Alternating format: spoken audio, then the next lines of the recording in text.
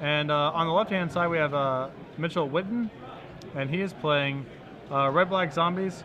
Fairly straightforward list. 4 Blood Artists, 2 Falcon Wrath Aristocrat, 2 Fume Spitter,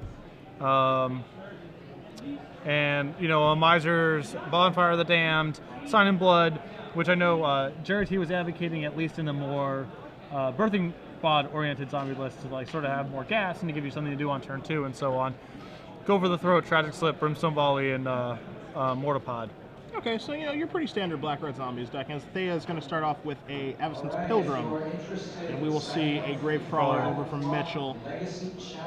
Thea, for those of you guys who don't know her at home, married to a gentleman named Justin Treadway. He does some artistic work for shirts in the Magic community, that sort of thing. They're also a huge cube enthusiast. They live up in Seattle, kind of new to the Seattle area. But I mean, names that you'll be ingrained with in the community if you live Pacific Northwest, or if you guys just know anything about Cube. They're huge cubers. So, and if I'm a zombie player, I'm ready to go to game 2 after that start. if that's me, I'm just. You just had enough. I'm just done. It takes one Blade Splicer to get you away. On the draw, on turn 2, yeah, that's it. Okay, all right. I'm gonna keep that in mind as we see Sign in Blood from Mitchell. He can draw into gas. Sure. We have outs. Okay. See how this plays out. It's not over. He just needs a little something to drink. Yeah. Odds that Gravecrawler presumably doesn't, obviously doesn't get to block, but doesn't attack or block this game is reasonably high. See, I have a more positive outlook for the Gravecrawler. Really? I can see a chump attack happening where it gets it gets in to try to trick him. Yeah, just to keep him honest. Yeah, just try to trick him. I see at least one turn sideways for the Gravecrawler.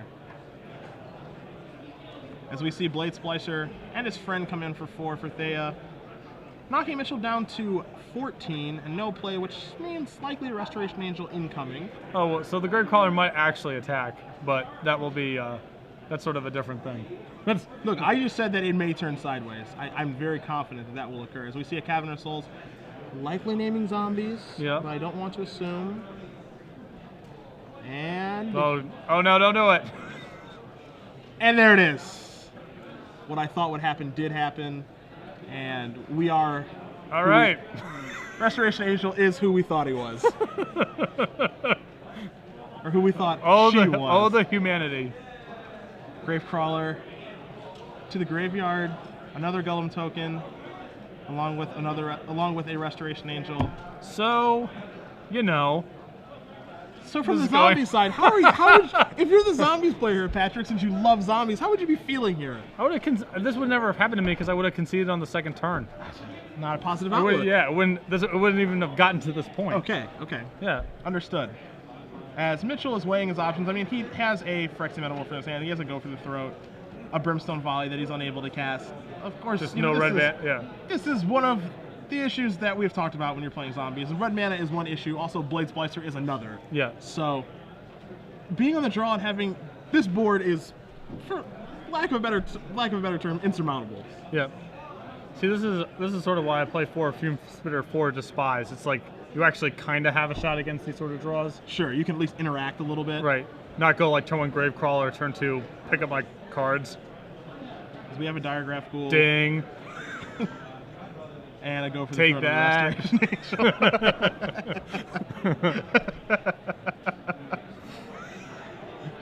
As Thea will untap with a pretty good-looking board presence. Yeah, at this it's point not bad. You're just so defeatist. It's a game of Magic. Anything can happen. Sometimes that's not true. We see an attack here for 8 from Thea, bringing Mitchell down to 6. She's representing another. Okay, not another Restoration Angel. This looks like an Elvish Visionary we'll see here. Okay.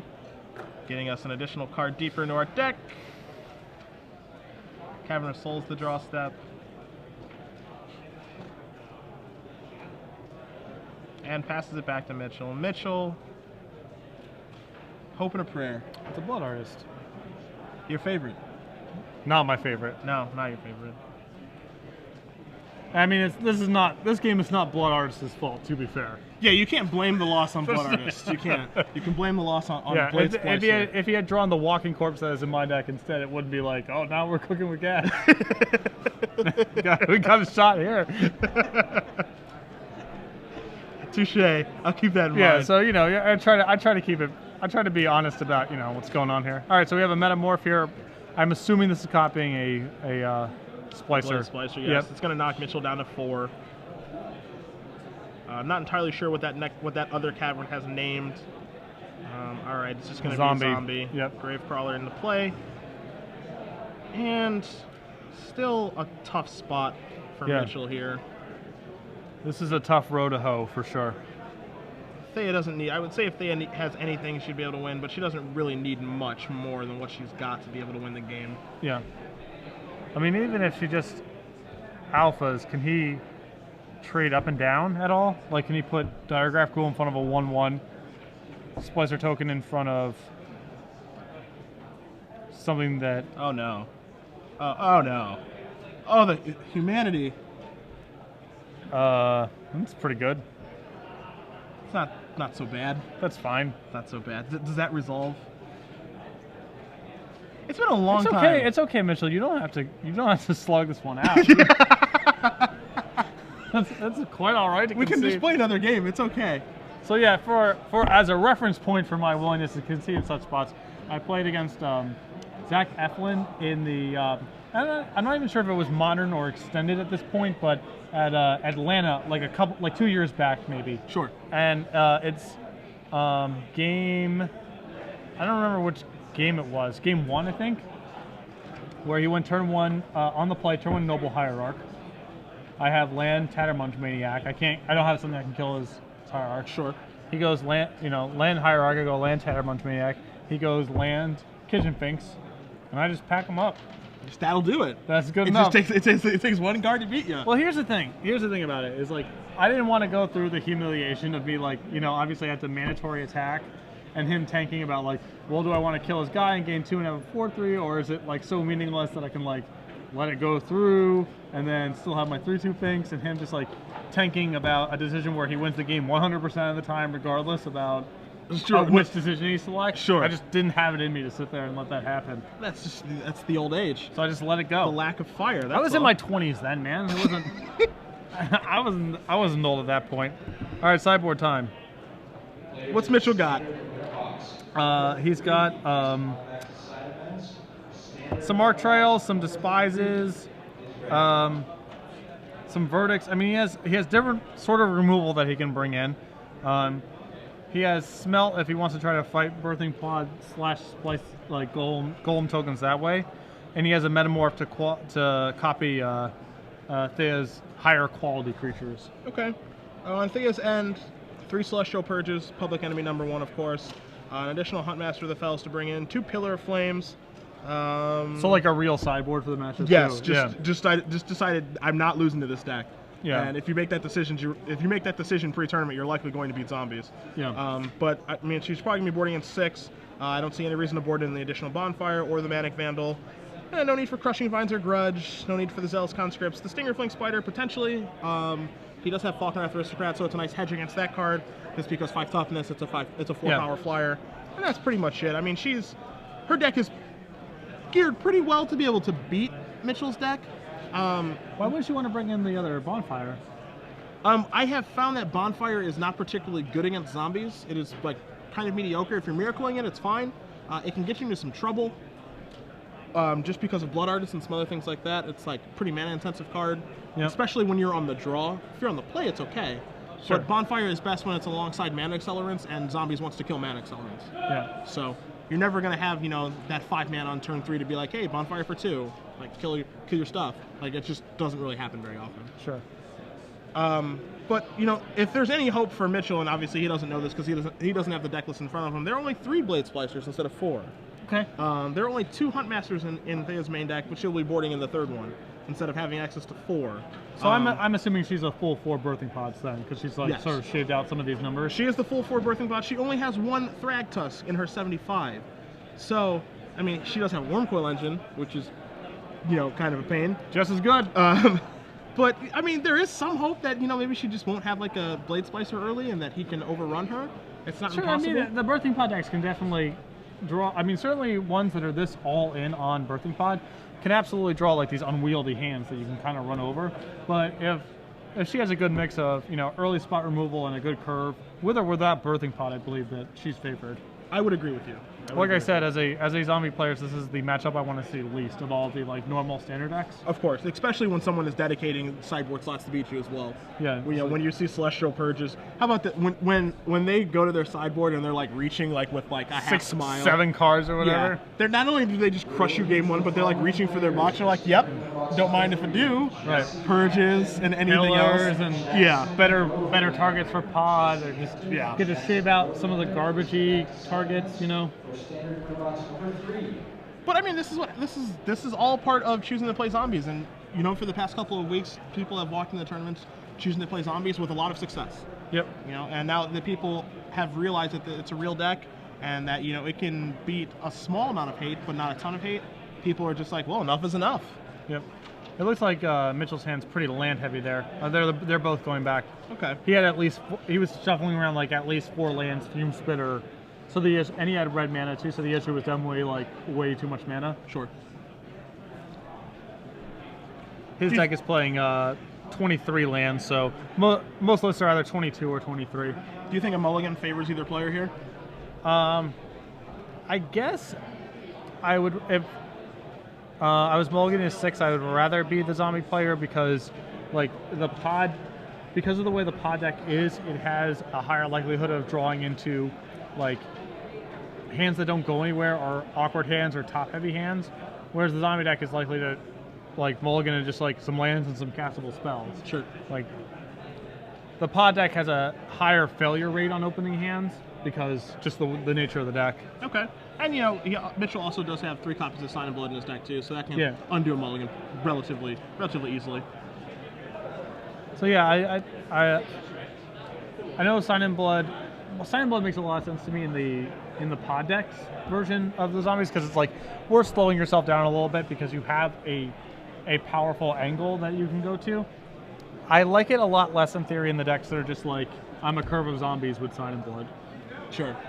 I mean, I understand some of the motivation because you have like so little to do on turn 2 that it's like casting Sign and Blood on turn 2 is fine or whatever. Yeah. But I would rather load up on as many 1-mana spells as possible and try to go like 1/1/1 on 2 than Sign and Blood, I think. You want to have something around like 12 1-drops, you know, 4 Gravecrawlers, 4 Diagraph Ghouls, 4 Fume Spitters.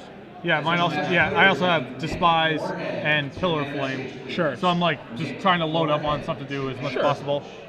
I mean, your zombies is at its best in the early game. It doesn't want to go late, so you just want to crush your opponents in the early game. Right. Which makes sense. Yeah, I don't like these, like the Falconwraith Aristocrat. I mean, that card's kind of fine on its own because it can just be a 4-ball, but all these like fidgety sort of, I'm playing this late game deck 2 cards, and these decks just don't make that much sense to me because the other decks in the format just overpower you, even if you do draw, like if you draw your Metamorph against pod, it's like still not even good, even if it lands against a good target. Yeah, sure. So I don't quite buy it, but these lists are like pretty stock, so you know they're the ones that are getting played. So you can't argue with success. You're trying to be an innovator. Yeah. Thea is going to mulligan down to 5, which is not ideal, especially against zombies. Just the aggression that zombies provides. You know, she doesn't have a card in her sideboard like timely reinforcements or something to undo a mulligan.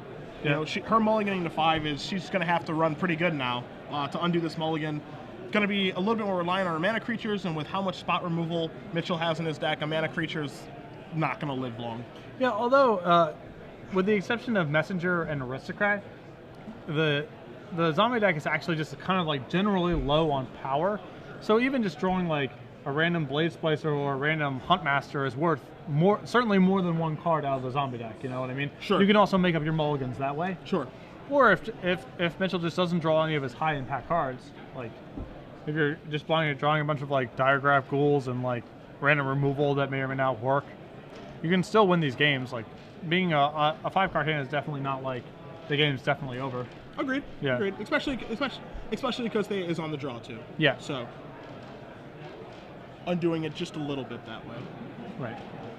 But yeah, this is a lot different than the other lists we've seen so far today. Like it looks like Hetrix lists are sort of the ones we've been seeing a lot of, the like just very lean, not very fancy pod chains, and this is one of sort of a more classic birthing pod deck. Yeah, just a lot of splashy things that it can do. Right. Okay, and we're off. All right. No turn 1 play. I see a Birds over there for Thea. We'll see if she can cast it, and she can. He's got some slips in his list. He just ripped a Fume Spitter. We see a Dragon Skull summon as well, so Mitchell does have his red mana. And Fume Spitter is going to take care of it, alright. And he has a Smelt in his hand too, so he did decide to bring those in. Now, always the danger of bringing in a card like Smelt in a matchup like this is, you know, you don't want to dilute your deck too much. Right. The danger is that you might draw it, and now here we are. Yeah. Yeah, you know, you dilute your deck. You dilute your deck so much that, you know, it's a card that you don't want to mulligan, but at the same time, it doesn't do anything unless they actually draws the card that it does something against. As we see a Geralf's Messenger from Mitchell.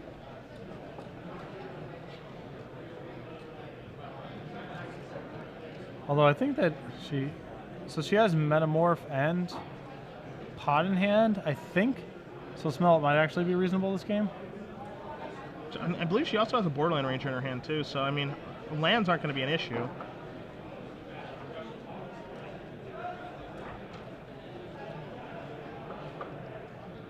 We see Borderland Ranger. So is his hand just lands and Smelt? He has a Smelt, he has a Cavern of Souls, and he has a black card. I believe the black card is Diagraph Gold, but I'm not 100% positive. Okay.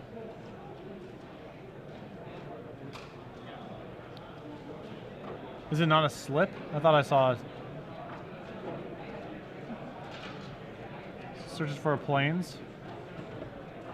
Again, doing some of the amount of work of undoing the mulligan. Yep. And there are, as you said, there are definitely cards in Birthing Pod decks that undo mulligans relatively well. Borderland Ranger, Palm Master of the Fells, Blade Splicer, those are cards that definitely undo mulligans against a deck like Zombies. So. Yeah. Inferno Titan. Worth certainly more than one card. If we can get there, yeah. if we can get there, it's definitely worth more than one card.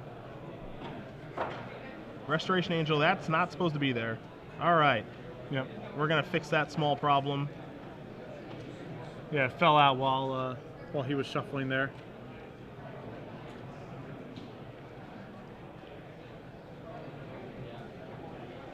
But he already knew Yep. that she had that, so it's not like a big deal now, is it?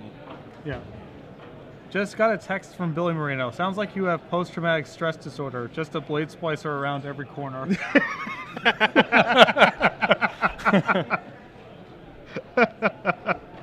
Listen, I'm only rattled because it's happened enough times. You think you'd be used to it by now? It shouldn't happen. You never get used. Every time it happens, you're like, "Why am I not playing with that card?" Yeah. What am I doing with all these stupid 2-1s in my deck? You draw off Messenger coming across, knocking Thea down to 15. Yep. Any follow-up, and Mitchell really needs one. He Yeah, needs something to keep pressuring Thea. Yeah. There's a Cavern of Souls, naming Zombies. So there's a Gravecrawler. So I think his hand now is just land, Smelt, 100% Smelt, not 100% on the other card. and there's Celestial Purge. And so. it is a swamp. Yeah. So. You could even make the argument that like a card like Celestial Purge is like worth more than one card too. Yeah, because you have so many things that like again, the zombie deck only has so many cards that actually matter contextually. You know what I mean? It's like, as a Birthing Pod player, would you take a mulligan to 6 to remove every copy of Geralf's Messenger from your opponent's deck? Like, of course. Yeah. You know what I mean? Because so many of their other cards just don't matter that much. Yep. It's the only thing that gives them enough power.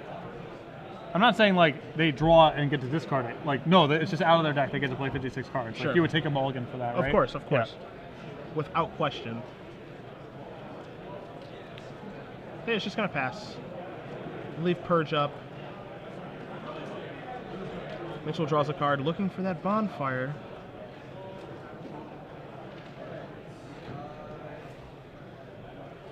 So that was another Gravecrawler, I believe. It's either Gravecrawler or Traffic Slip. From a distance, the artwork sort of looks similar. Yeah. It's like, there's a thing. It's up to no good. There's our Purge, up to no good. Bang. Bang. It's a Gravecrawler. Yep. So this is rough if she's going to elect to block. No, she'll just happily take 2. Well, she wasn't going to block, then I would have attacked with Sure. the Gravecrawler. Yeah, it's one or the other. We'll see Gravecrawler 2 come here. We'll Bang. see if he plays a land. Elects not to, so he's just still holding Swamp and a Smelt. It's a Strangle Root, guys. That is very good here. Incredibly good. She has Pod in hand, so I mean, she could just spin this into a Huntmaster. 4 mana.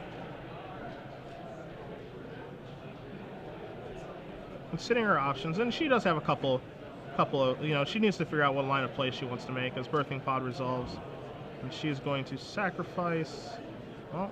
Well, it's gonna have to. You're gonna have to. Yeah, you gotta wait, gonna get man. an activation out of that for sure. So that's pretty rough to show too, because that clearly is going to influence what she wants to get now that she knows that that her pod's not sticking around. Absolutely. And we're gonna get Huntmaster of the Fells.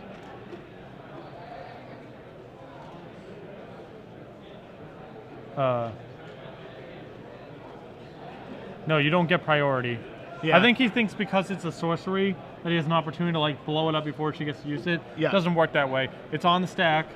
It resolves. She has priority again. Then the first action she can take is using Birthing Pod and going from there. Correct, and then he can blow it up.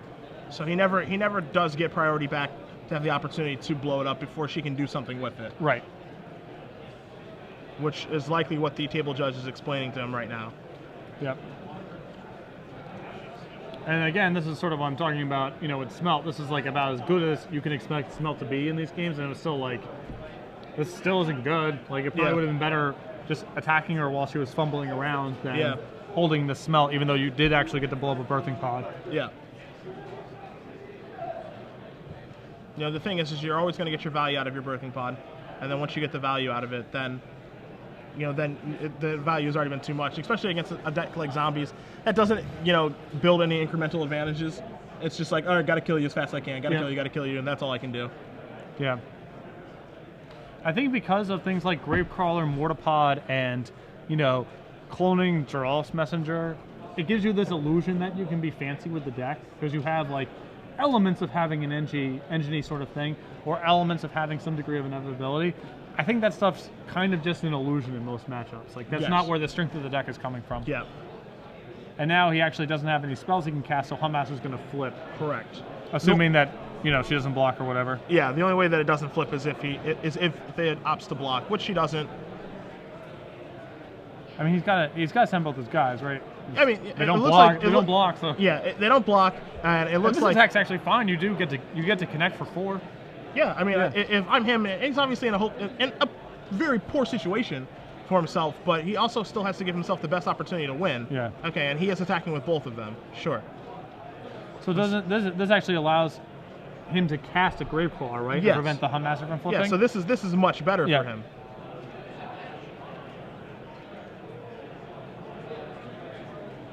So now Thea's going to draw. Looks like she drew another Birthing Pod. Oh boy. So what can we move up to? What can we do at 5? The 5s that we can go to Thragtusk, we can go to Geist Honored Monk, we can go to Zealous Conscript, so we can go to Acidic Slime, depending on how she's sideboarded. I like going to a Thragtusk here. I love going through a Thragtusk here.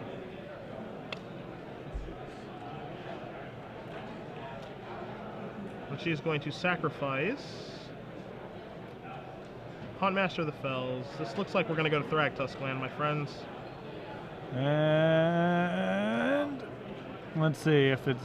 Assume this does not get sideboarded out. Here's Johnny. Bang. Moving Thea up to 14. And Mitchell being put in a situation where the attacks are relatively poor. He will be able to get in for 2 this turn and get his other Gravecrawler back that gets blocked, but he's in a rough situation because now the pod land is going to start going. His options at 6 are Wormcoil Engine, Inferno Titan, and then the option at 7 is Elish Norn. So things are getting bad fast. This was bad, but it does, believe it or not, it does get worse. Yes. And it's hard to believe now that where we're at in this game, as Mitchell draws a Blood Artist, it's hard to believe that Thea mulligan to 5 this game. Yep.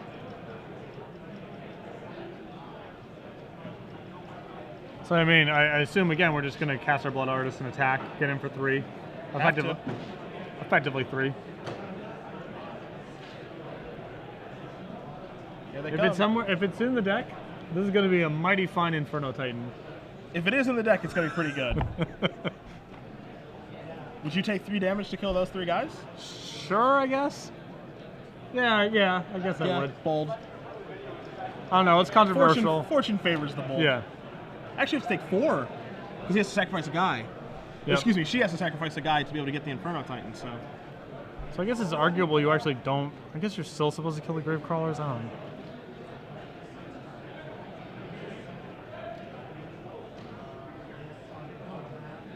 Where options? I think option number 1 is just attacking definitely got a bash. 4 manars. Phyrexian Metamorph. Alright, not bad. Alright. Copy the Thragtusk. Move up to 15 and attack. Now we're totally comfortable in terms of the it was actually a little hairy before. Yeah, definitely. But now especially if one of the cards is Brimstone Volley. Yeah. Like, I guess you can't cast Brimstone Volley, but you know, it was something where you had to consider a decision. Yeah. Where now it's just like, it's like pretty easy. 2, 3, 4, 5. So it's still gonna take 6. 2 from the pod, 1 from the Thragtusk trigger, or excuse me, the Blood Arch trigger, because Thragtusk is being sacrificed. And then if she does opt to Inferno Titan, she would take 3 more damage.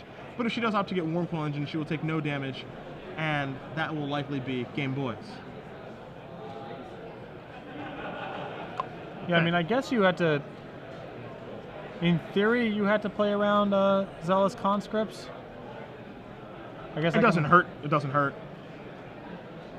Some of these lists have it and some of them don't. I think this line of play is just better than the Inferno Titan line of play. Like, I'm pretty sure the winning deck from last week did have Zealous Conscripts in the sideboard. Okay. So 2 mana. We see a Sign in Blood. Okay. Looking for something. Another Aristocrat Sign in Blood. That's actually not terrible. Yeah. Aristocrat is something that he can cast. He can get in. I mean, the problem is still that we're just like, what on earth are we going to be doing about Wurmcoil Engine? Well, I guess you just block and sack. Yeah, you can block with Blood Artist and sack for a turn. I mean, it's going to buy you some time. You know, if Thea has Elishnorn in her deck still, then then you just attack and then it's just game over. Well, you can do that, or you can attack with the Wurmcoil Engine first and then Elishnorn, or you can do it pre-combat, sacrifice the Wurmcoil Engine to get it to like kill all this stuff. So you had to attack with you had to attack first to like basically put the impetus on Mitchell to get rid of the Blood Artist before you move on from here. Sure.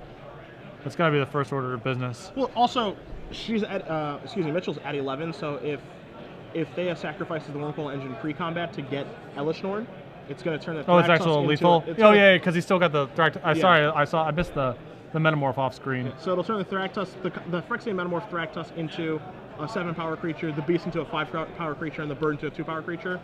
The triggers for so Blood it's Artist... 6, 11. So it's plus 6, 11, 14, and then he's going up to 12. I mean, yeah, it's not lethal, but like he actually can't really like play Magic anymore once this happens. Yeah. It's not lethal this turn, but the damage is done, basically. Now, she's going to kill 3 creatures. This is interesting. 3 creatures are going to die. Or, excuse me, 4 creatures are going to die, so there's going to be 4 triggers in this deck. So, down to... Mitchell's going to go up to 15. Thea's going to go down to 5. Yep. And we know that Mitchell has a Sign in Blood in his hand. So there is a series of draws. It basically needs Brimstone Volley. It basically needs to be Sign in Blood into Sign in Blood into 1-drop plus Brimstone Volley. I believe so. Let me see what this card is. Stringer. Oh, I think that's got 7, 8, 9, 10, 11, 12, 13, 14. I believe that's going to do it. Okay, that's lethal. That's going to do it. Okay. Just trying to... Calculating the outs is always fun. Yeah, but otherwise I believe he has Sign in Blood into 1-drop, which will just die to Elishnorn plus Brimstone Volley. I think the problem would have been is he was at 15. Metamorph being 7 power is going to put him down to 8. Beast Token is going to put him down to